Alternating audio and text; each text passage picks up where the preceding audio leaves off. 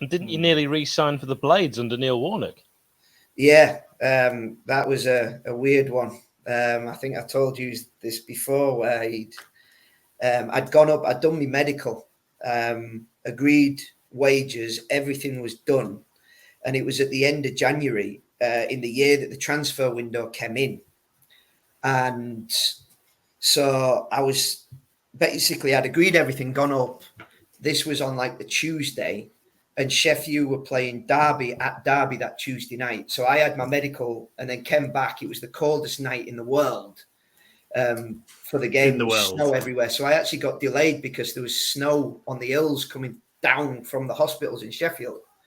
So I got to that game, and then I was due to go up on the Wednesday to sign, and spoke to Warnock, and he said, look, we're playing Norwich on Saturday.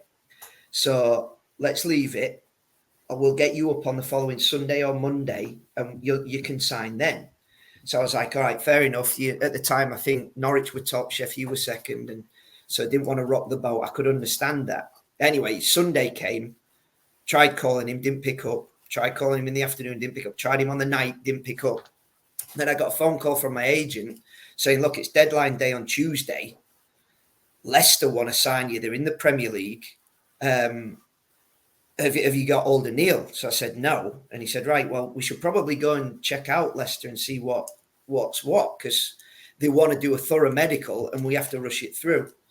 So I went to Leicester on the Monday, called, left a voicemail, said, this is what's happening, but, you know, I don't want to do it. I want to come to United. Couldn't get hold of him. Deadline day was Tuesday, and ended up saying, look, I'm on my way. What's happening? Couldn't get hold of him.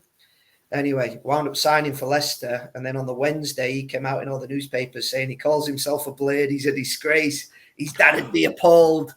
And we did read it all. He was coming to United and he's let us down.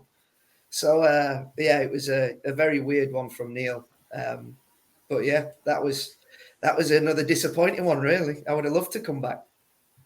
And we'd have loved to have you as well. Can I just say, like, Lee, obviously it's great when you said, we've chatted before, this is what Lee's referencing, and last time we did chat, I remember you said, Hal, I really like you. I really love the questions you're asking. You're fantastic. Today, I seem to have only asked questions where you say, yeah, so that was another disappointing one. Sorry. Nah, man, that was, at the time, it was really exciting to be coming back. It had been it'd been on the cards for a good while, and I was really excited to come to Sheffield. They were in a good spot. They were competing. They were going to try and go up, and everything was set for it to be a real good season. And, you know, all my mates were in Sheffield, so I really wanted to come back. So it was a bit of a heartbreaker to not come back. And then for Neil to go and say that, I remember, like, the next time Leicester got relegated and we played United the next year at Bramall Lane, and I got booed by all the fans and because I was a traitor. And that was like a little bit of a heartbreaker because I'd wanted to come back so much, and, you know, it was all disappointing. But the ringleaders to all the booing were basically all my pals in the stand who would run down and were calling me scum, so it was good banter. Fantastic. At least you can tell the Sheffield United fans now that you weren't a traitor. You wanted to come back and to blame Neil Warnock. Any opportunity to blame. Yeah. Have you spoken to Neil since? I haven't. No, I mean, my dad was assistant manager with him at Scarborough, and he didn't really see eye to eye with him then. So my dad wasn't overly happy that I was coming back to play for Neil at the time. So when it all kind of shook out the way that it did, my dad was like, "Oh yeah, it's Warnock all over. I knew he was going to do this." Well, we've got a little surprise for you tonight.